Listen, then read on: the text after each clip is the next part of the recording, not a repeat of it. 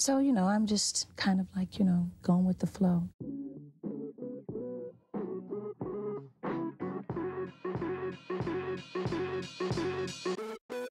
Whitney Houston, the voice. A voice that only comes around once in a lifetime. Her voice opened doors all over the world for every female artist who came after her. It's an indescribable feeling, It's like a surge of energy. It's like just taking off and just flying. The tabloid scrutiny she faced acts perhaps as feminist cautionary tale. She gave up so much for one man, and in doing so, gave up so much of herself and her extraordinary talent. Her desire for the security of marriage obscured everything else. Who's to say Bobby Brown was a bad person? It is clear that Bobby and Whitney as a couple were unable or unwilling to support each other. Rather, they enabled each other to follow destructive paths of behavior.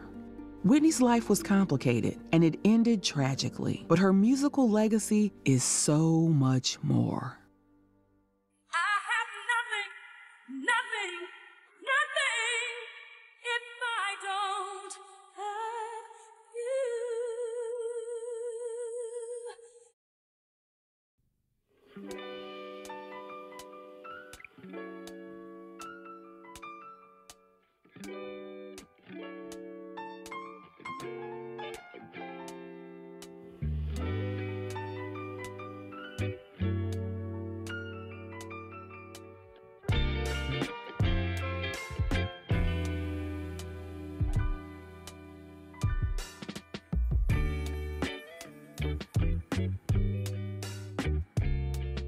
Whitney Elizabeth Houston was born on August 9, 1963.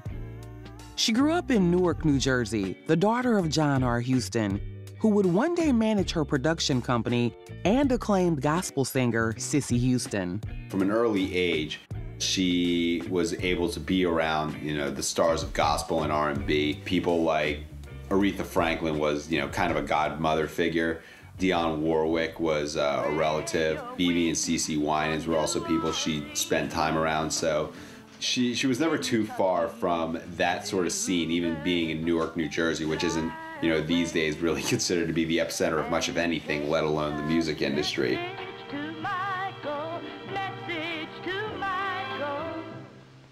He sings each night in some cafe in his search to find wealth and fame.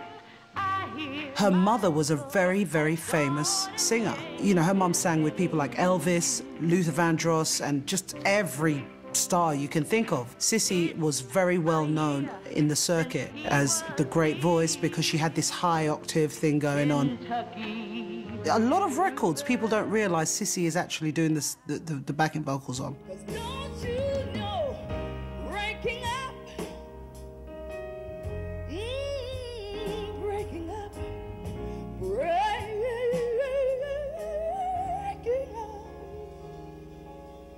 It's so hard to do.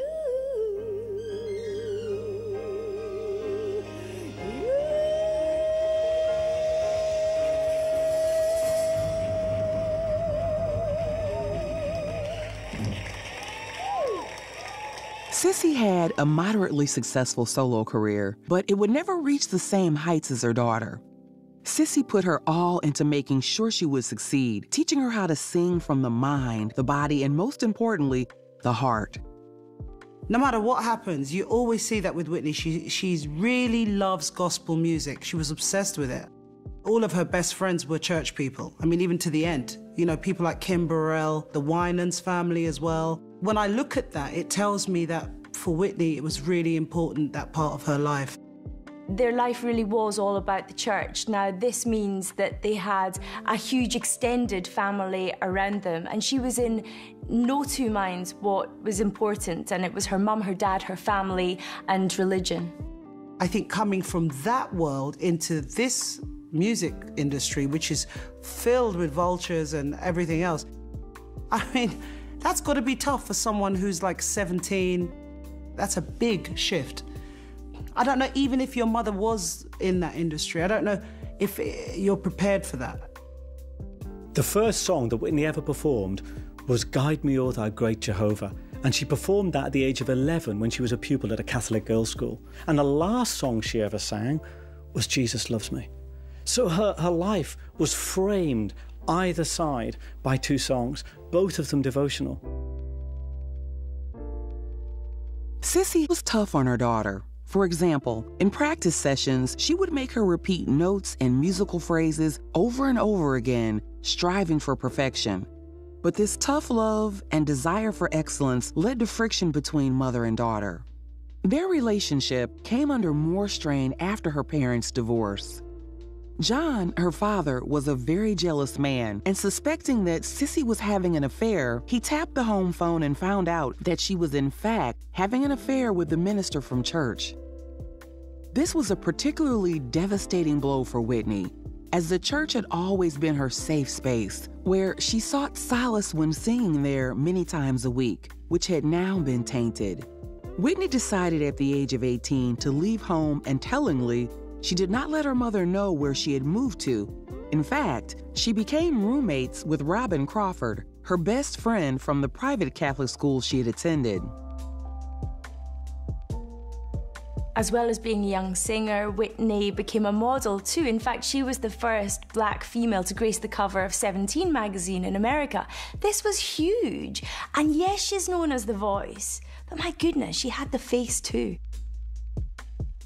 However, Whitney had bigger plans, seeing herself not as a fashion clothes horse, but as a singer.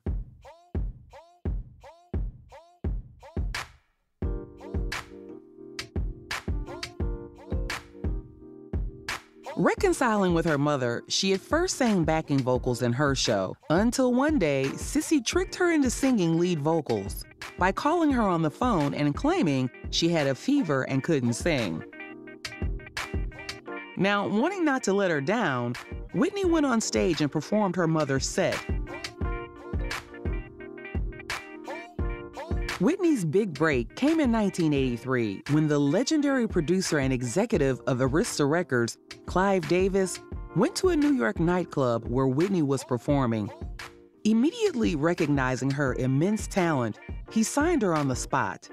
Later that same year, the young singer made her national television debut on the very popular Merv Griffin Show. A world full of love, like yours, like mine, like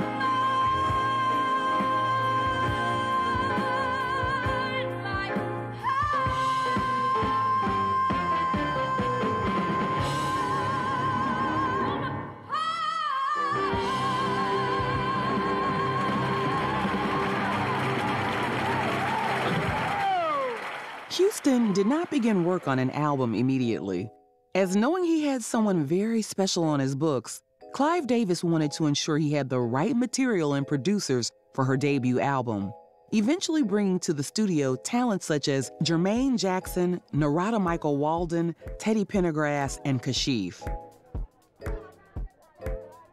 In the early days, there were accusations of Whitney only being signed by Clive Davis because of the connection she had in the business. I would like to think that what I have, what's been God-given to me, would have gotten me into it, anyway. It's one thing for having your mom and your cousin being so successful in the business, but it's something that you have to do on your own, You have to establish your own abilities. I mean, it's great to have them as my family and, it got me a lot of places, but I'd like to think I could do it on my own. Whitney Houston was a pop producer's dream. Now we're used to manufactured girls, boys coming out who look perfect, and we kind of know that they won't be able to sing very well. Whitney Houston had the face, the body, the charm, that way where she was so charismatic she filled the room. But the first song that drew my attention to Whitney was Saving All My Love.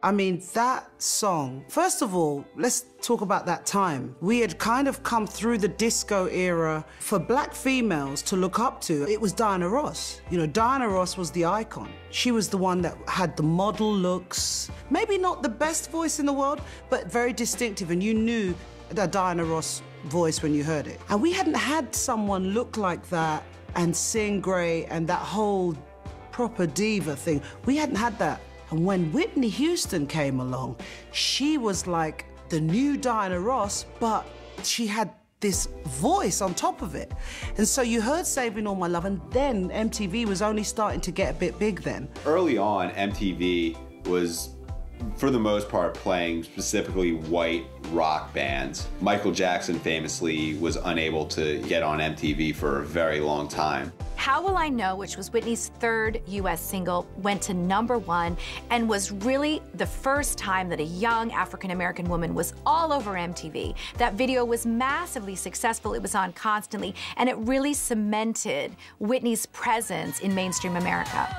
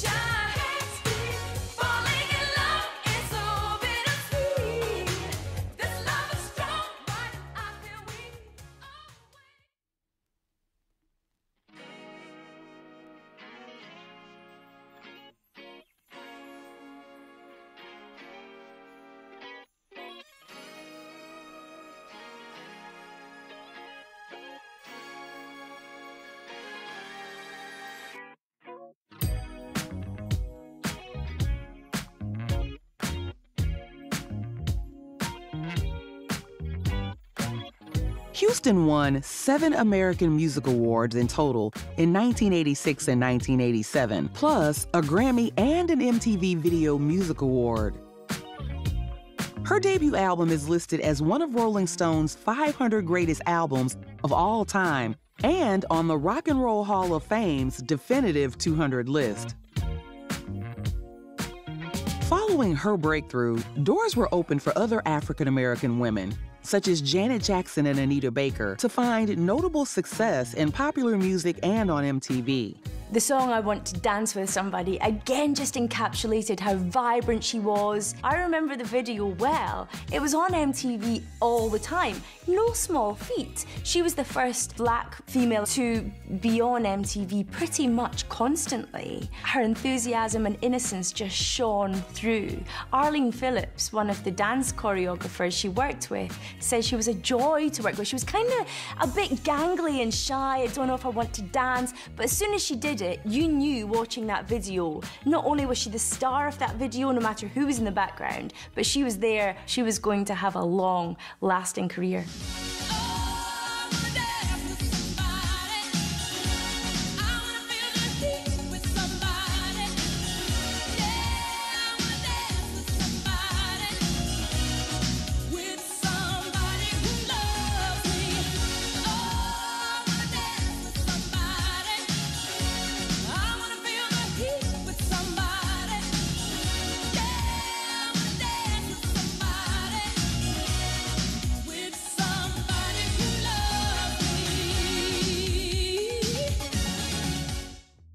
Her next 3 singles, Didn't We Almost Have It All, So Emotional, and Where Do Broken Hearts Go, all peaked at #1 on the U.S. Hot 100 chart.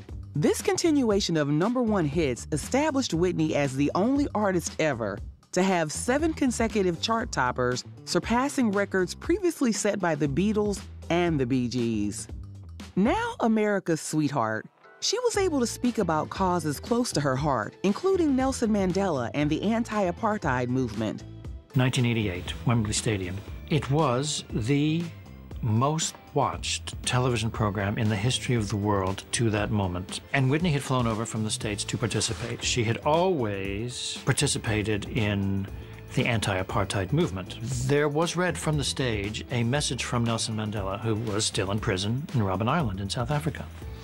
And he said how grateful he was to all the artists who were participating, especially Whitney Houston, who has given so much pleasure to my fellow prisoners and I on Robin Island. And I said I was interviewing her for television, on television, live television. And I said, well, you heard it. He singled you out.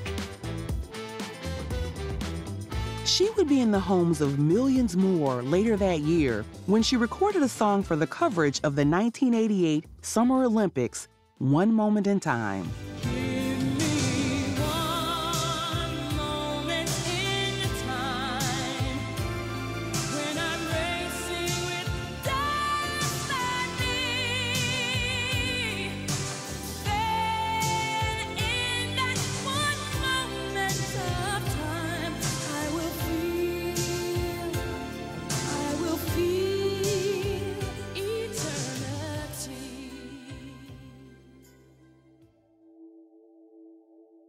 However, rumors started to circulate about Whitney's sexual orientation. After moving in with Robin Crawford, the pair became inseparable. At the time, no one wanted anything to disrupt this bullet train that was Whitney Houston. She was the first mainstream African-American female superstar, and the team surrounding Whitney was worried that this rumor might be her downfall in the conservative Reagan-Bush climate of the era. Widely known in show business that Whitney and Robin were together. And this was not some kind of scandalous pickup. They'd known each other from high school. Most of the rumors in Whitney Houston's case have been confirmed by very close sources, such as her bodyguard, family members. There's a phrase in psychology known as cognitive dissonance. And this is a problem that's caused when people are one thing when they face the world and another thing when they face themselves. So if you were saying, like Whitney did, that I am a good girl, I'm an honest girl, I'm an all-American girl, I am who I say I am, I'm a heterosexual girl, when you're saying all those things to the world and the truth might be slightly different, that creates all kinds of problems, particularly when you have a religious upbringing like she did, because what it means is she's not just being dishonest to other people and dishonest to herself, she's also being dishonest to God. I don't think it'll really change perception of her either way. I think it only makes what happened in her death and her addiction and her marriage that much more sad. And you know, there have been theories about Whitney's drug use, including, you know, some gay activists who have said that if Whitney had been allowed to live as a lesbian woman, she wouldn't have had all these drug demons. It's absolutely tragic. And the truth is, the only person who knows is Whitney. Robin certainly had real influence over Whitney. Being the only one who could get her out of bed or tell her what to do, her management team and family members did not like the control she had over Whitney, and so they wanted to break up this relationship. Whitney felt like control was being taken away from her. Some critics believe that she was selling out, arguing that her singing on recordings lacked the soul that was present during her live concerts. At the 1989 Soul Train Music Awards, when Houston's name was called for a nomination, a few in the audience jeered. I loved what she said because she sort of came out, when she went to accept her award, she said, you know, you have to do what you have to do to get to where you want to go sometimes. But with I'm Your Baby Tonight, it did show that she kind of recognized what her critics were saying about her, that her sound wasn't tough enough, that wasn't soulful enough. So what she did was, in 1990, she got Luther Vandross, L.A. Reid, Babyface. The reception of the record was commercially fantastic. I mean, Whitney Houston had just all kinds of commercial momentum. She could release pretty much anything. It would be a major hit.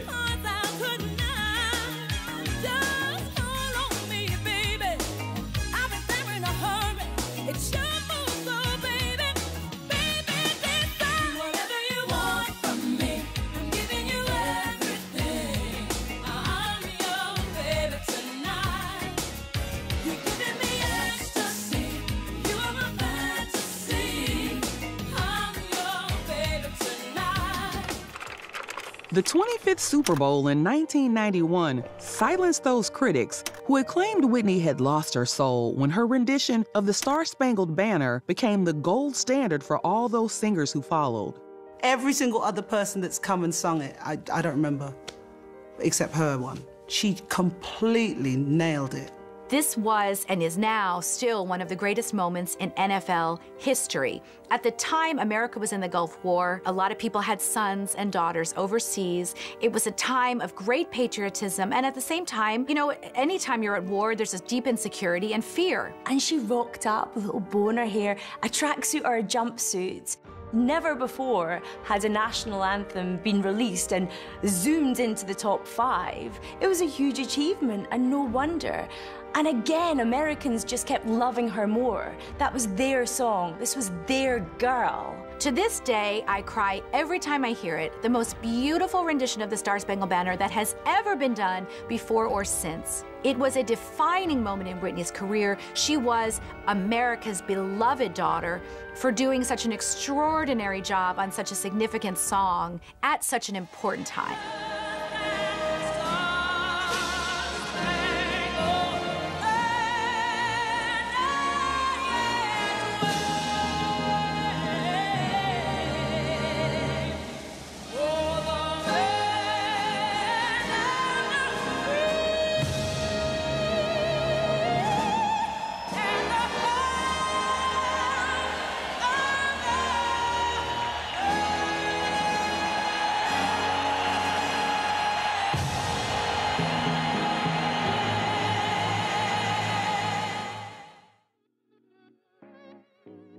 It's an undescribable feeling, you know, it's like a surge of energy. It's like just taking off and just flying.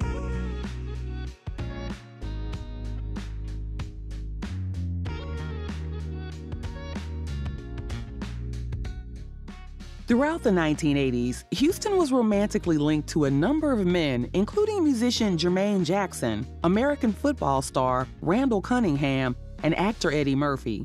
But it was at the 1989 Soul Train Music Awards when she first met the R&B singer Bobby Brown. The headlines were kind of like, what? What are these people doing together? He was a bit of a ladies' man, a real bad boy who already had kids, lots of exes.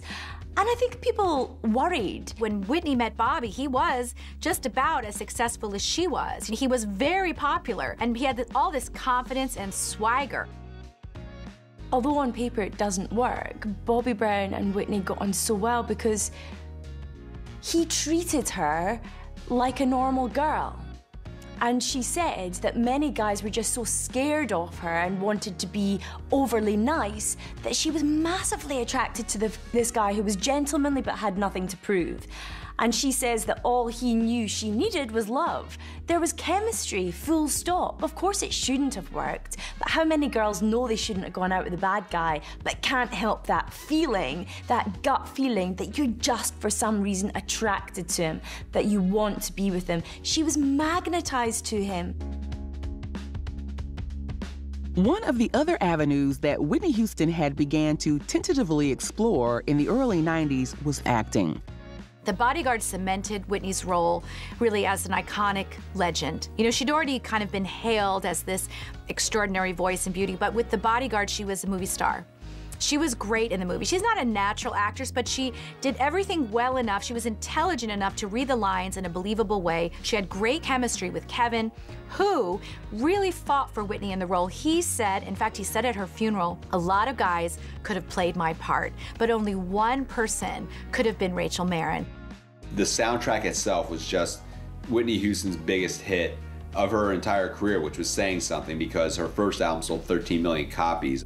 I Will Always Love You, what a choice of song. Funnily enough, it nearly wasn't to be. They had another song in mind which had been released a few months earlier, so decided to go with I Will Always Love You because it hadn't been released for years. It was #1 for 20 consecutive weeks in America. Dolly Parton says, "Thank you, Whitney, for making this a far more beautiful song than I could ever have hoped to."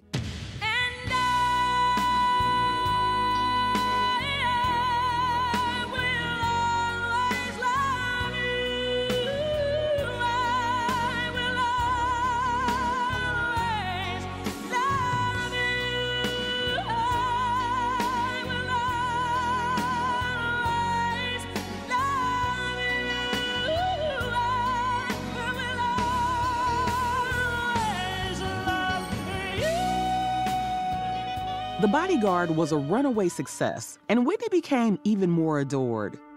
Unfortunately, this success was not conducive to a happy marriage, with Bobby Brown feeling more and more sidelined as he realized he could never burn as bright as would his famous wife.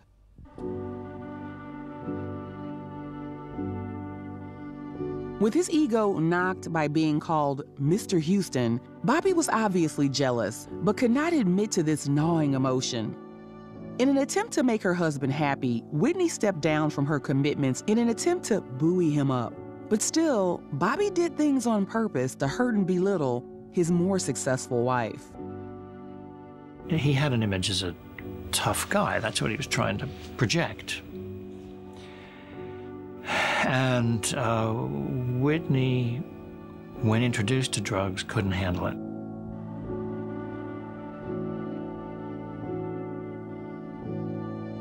Now, Whitney Houston hadn't been around drugs, but when somebody you adore introduces you to something and you try it and you like it and you want to be with them, it's a recipe for disaster. And although she had been clean living in the past, perhaps she had an addictive personality all along. It's just that the man who ignited this in her was Bobby Brown. She had all sorts of problems with addiction, and so did he. And they both had, very troubled upbringings, and they both, to a greater or lesser degree, had issues around self-esteem. Neither of them were really strong or indeed very powerful or indeed very congruent people who were easy with themselves.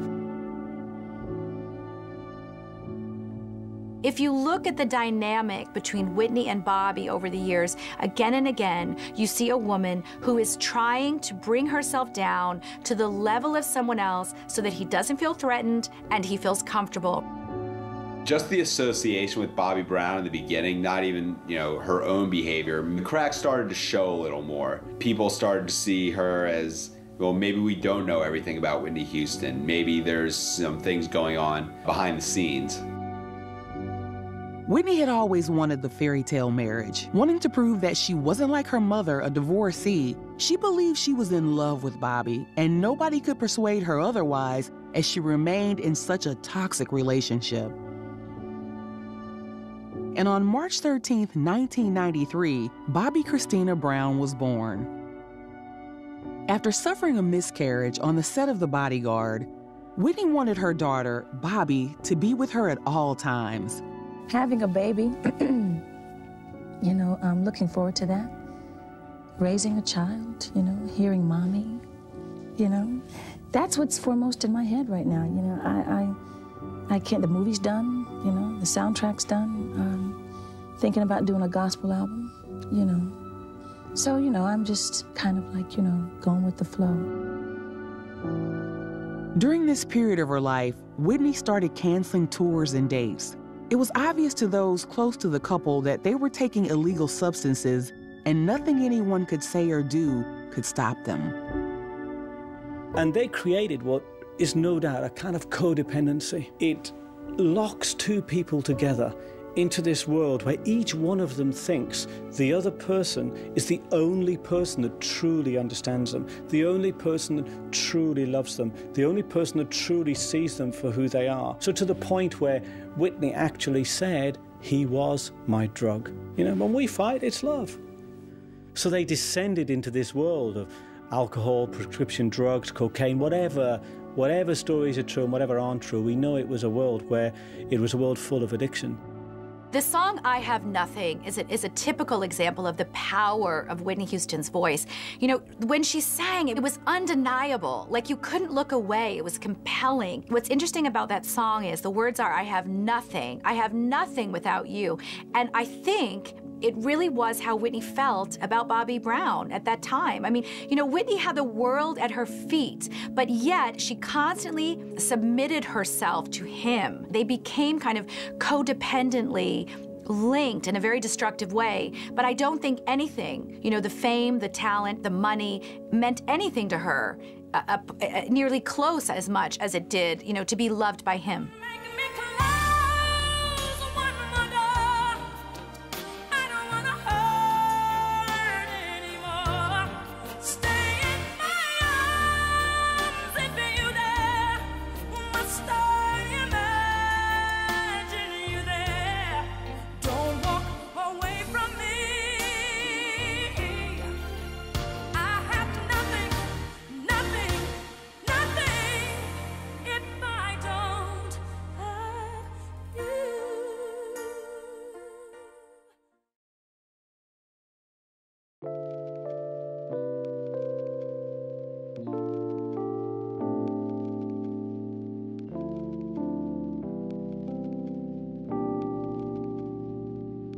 In the wake of her blossoming acting career, in movies such as Waiting to Exhale and The Preacher's Wife, the rumors of drug abuse which surfaced in the press after Houston missed several appearances harmed her reputation. An example of this is when Houston was scheduled to appear on The Rosie O'Donnell Show in October 1997 to promote the film Cinderella, but canceled at the last minute, claiming stomach flu. Despite Houston's claims that her absences and cancellations of shows were due to real illnesses, the rumor mill still published stories of bad behavior linked to drug abuse. Just as Houston was battling these rumors, she was also promoting her first studio album in 7 years. With her roles in a number of films, Whitney had broadened her demographic, and she now had an even bigger audience for her music. My Love Is Your Love actually took 8 years to make. This came after a lot of kind of train wreck personal life stuff with drug issues, fights in the marriage with her and Bobby, all kinds of trouble. She came out of that recording this album. Originally, it was going to be a greatest hits album with a couple of new songs, but actually once they got in the studio, she had great collaborators on this, including Missy Elliott, some great songs. It turned into an album all by itself. My Love Is Your Love, without really compromising her sound too much, you know, it wasn't her just trying to get on a hardcore hip hop track, a Timbaland beat or anything like that. It really just kind of showed that she was able to translate her voice into something that had a little more edge to it, but without really alienating any of her prior fan base. The song My Love Is Your Love was amazing on so many fronts because an awful lot of critics had, you know, dismissed Whitney as a thing of the past. And I guess her fans were turning their back looking at new music. And when this song came out, it was awesome because it had a slight reggae feel. It was a million miles from the pop you might associate her with. Wyclef Jean, Lauryn Hill from the Fugees were the sound of the moment. They were working with her on this song. So all of a sudden, she didn't just please her old fans, but a young generation sat up and thought, this is a cool sound.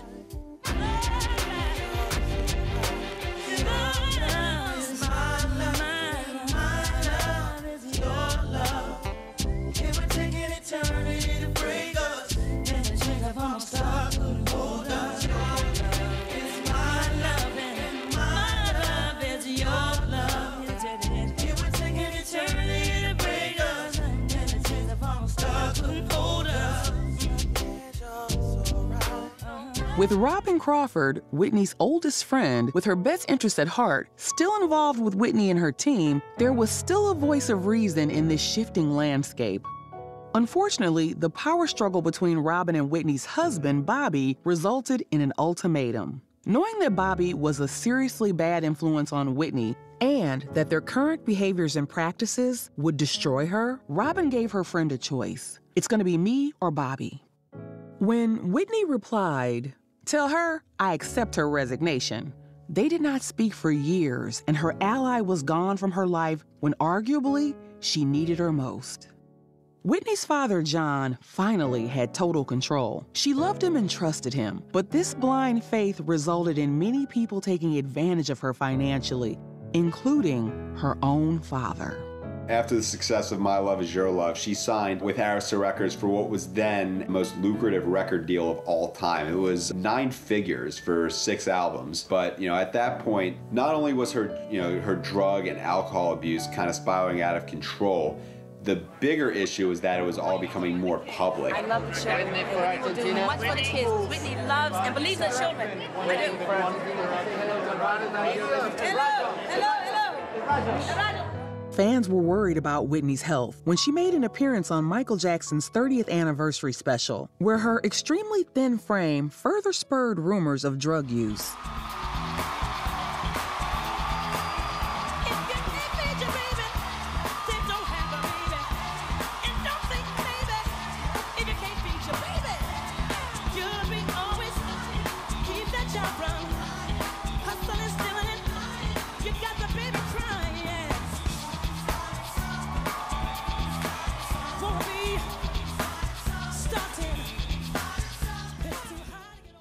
Houston's publicist revealed what was wrong. Whitney has been under stress due to family matters, and when she's under stress, she doesn't eat.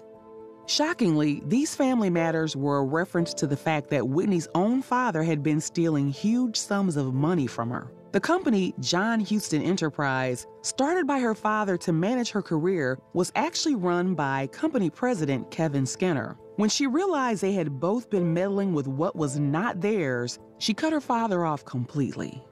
Her father demanded millions for brokering the $100 million album deal with her record company. Nippy had always been Daddy's little girl, but she knew now that he had completely betrayed her trust and tried to take everything that she had worked so hard for over the last 20 years. His betrayal broke her spirit to the point where she didn't even see him before he died in 2003. She didn't go to the funeral either, but did visit the night before to close that sad chapter in her life. Shortly after finding out about her father's disloyalty, she gave an arrestingly honest interview with Diane Sawyer, set up to promote her new album, but also addressing her drug use and her marriage, among other topics. The Diane Sawyer interview was absolutely astonishing. You had Whitney come in, sit down very regally, as you'd expect, trying to keep herself together, and you thought, okay, maybe she's all right here. When Diane Sawyer went for the jugular and asked her the tricky questions, as a good journalist should, did you take crack? She was, you could tell, very angry and trying to suppress that. It's not just thin. No, it isn't. Diane, tell me, do you know? It's scary thin. Whitney dying, crack rehab fails. First of all, let's get one thing straight. Crack is cheap. I make too much money to ever smoke crack. Let's get that straight, okay? We don't do crack. We don't do that. Crack is whack. And she came across as very disjointed, jumpy.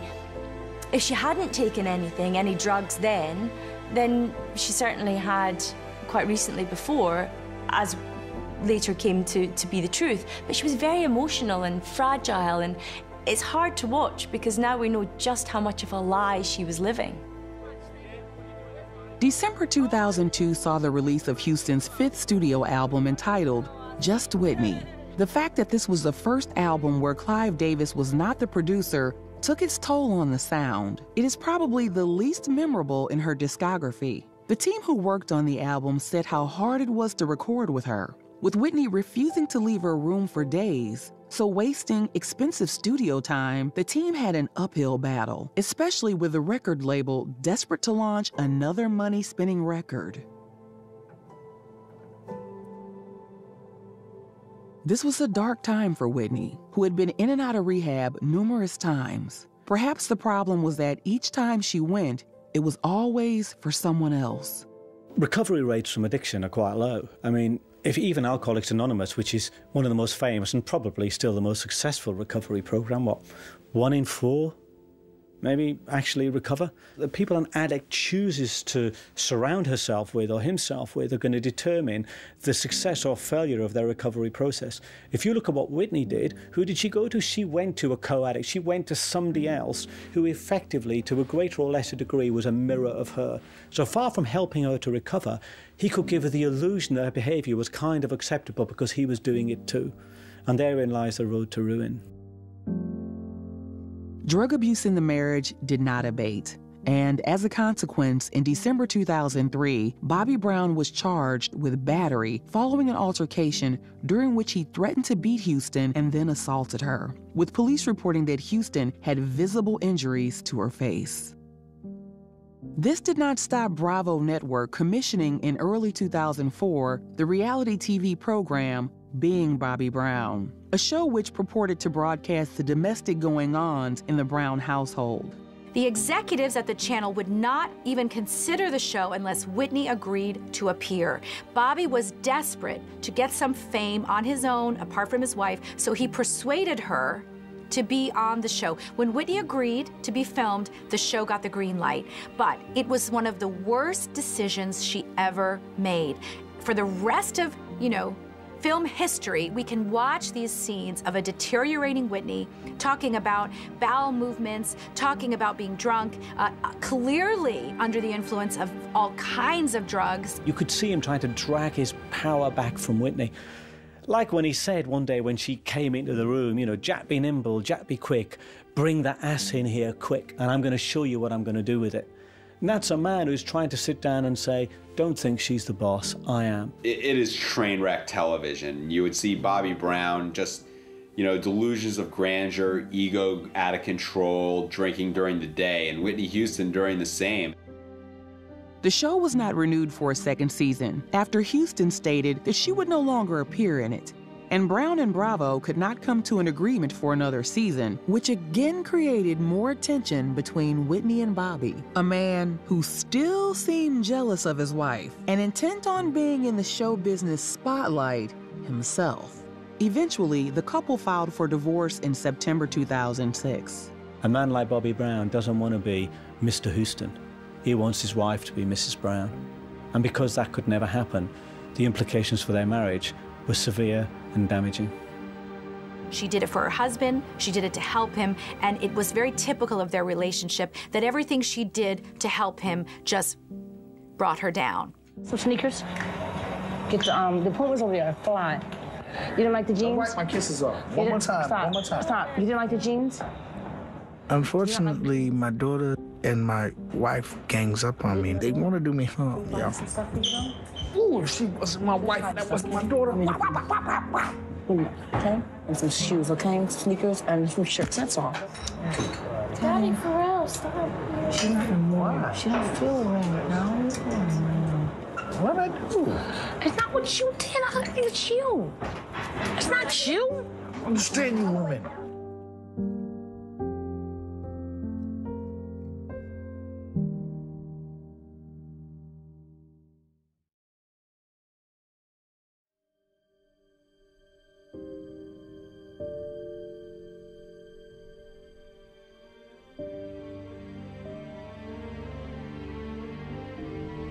Now an emergency. Hi, how you doing? This is security from Beverly Hilton. Hi, what's going on there? I need a paramedic. Apparently, I got a 46-year-old female found in the bathrooms. That's all I've got right now, but they're requesting paramedics. Oh, okay. Female fell in the bathroom. What room is she in? I'm not sure if she fell or she was in the bathroom with the water. 434, I'm sorry. That's room 434? Yes. Okay, and there's not east, west, or anything else? It's room 434? Yeah. Okay, and you don't know if she's conscious of breathing at all? Apparently she wasn't breathing, and she's 46-year-old. She was not breathing? Yes. Okay, but she is breathing now? I don't know. Okay. She was, the person that called me was irate and couldn't get much out of her. Okay, you have got security going there now.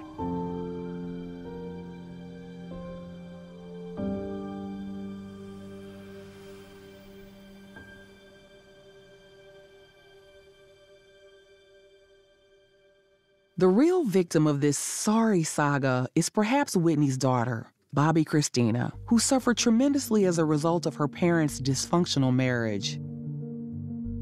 And let's spare a thought for Bobby Christina. This is a girl who's grown up with parents, both of whom are addicts. Allegedly, she's been sitting in the back of a car when Whitney and Bobby were using crack cocaine. This is a child whose role models, parental role models, are models of denial, models of addiction, and models of people who are living lives which are destructive and addictive. In later years, Whitney is alleged to have partied with Bobby Christina as if they were this buddy to do drugs with. Determined to be free of her addictions and become the mother figure for her daughter that she'd always wanted to be, Whitney entered a 14-week drug rehabilitation program. Unable to complete this rehab due to a surprising lack of funds, Whitney decided to save herself and her daughter. Her only course of action was to record new music and go on tour. With her inner circle advising her against this, Whitney felt there was no other option at this point, and so released a new album, I Look to You, in August 2009. When Whitney came back with I Look to You, it really was supposed to be a big comeback. And if you look at the words to the song, it really is about asking God for strength. This was Whitney's kind of coming back, not just to the public, but to her own roots, her very deep, cemented belief in God, which she had throughout her life. I think at that point, her public life, the idea of Whitney Houston as, you know, a drug casualty, as a reality TV casualty, really overshadowed her music career. And I Look to You, it kind of came and went. At that point, Whitney Houston kind of ceased to be a pop singer. Whitney's infamous 2010 comeback tour, which was around Europe and the UK, drew a lot of fans who were ultimately very disappointed with what they heard. Almost universally, the tour was ravaged by fans and critics alike. Whitney was erratic, her voice was totally not on form, and all kinds of videos leaked on YouTube about her forgetting words, forgetting what she was supposed to say, and seemingly intoxicated. The world really saw it up close when she performed on the UK show The X Factor. Her dress was literally coming down on stage, and she didn't notice.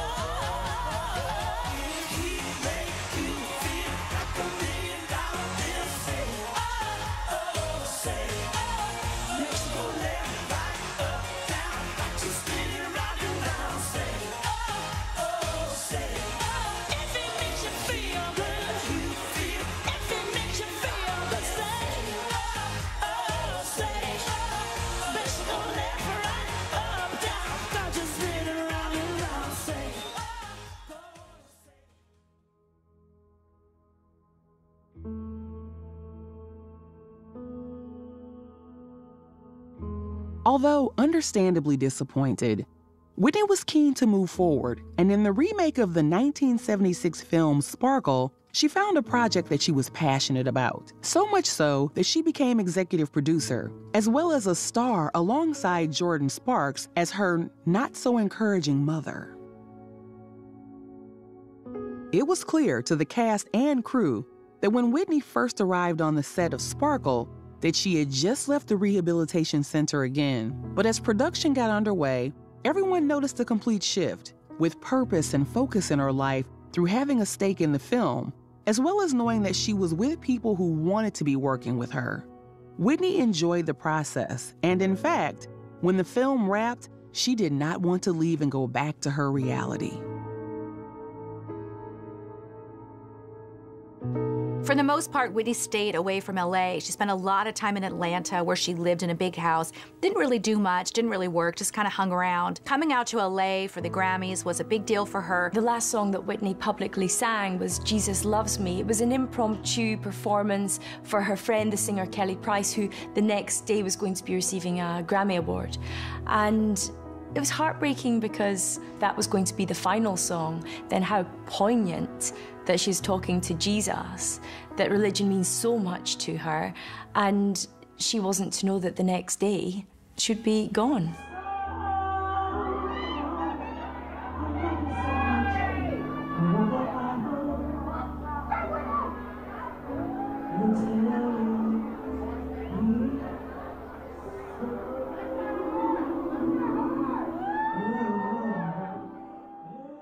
Tragically, 2 days later, on February 11th, Houston was found unconscious in Suite 434 at the Beverly Hilton Hotel.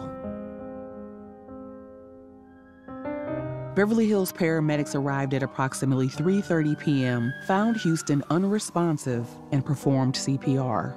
Houston was pronounced dead at 3:55 p.m. The cause of death was not immediately known, though local police confirmed that there were no obvious signs of criminal intent.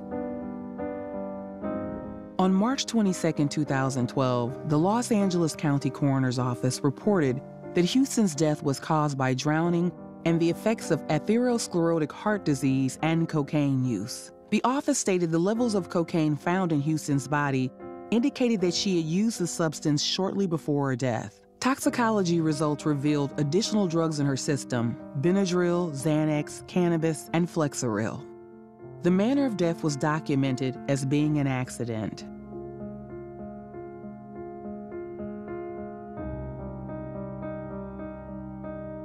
Whitney's untimely death sent shockwaves around the world. No one could quite believe that America's sweetheart was gone.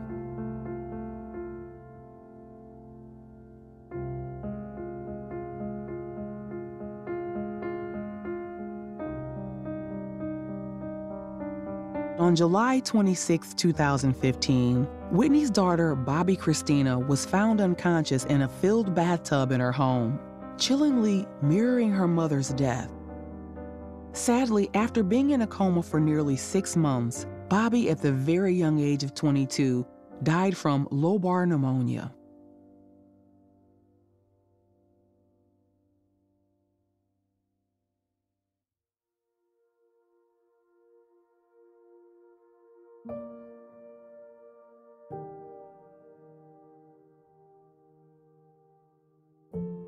Clive Davis, who was such a great friend, said publicly, and we actually know this is true, that she had said to him, I really want to get back. By August this year, I'm going to have given up smoking completely. I'm going to be your girl.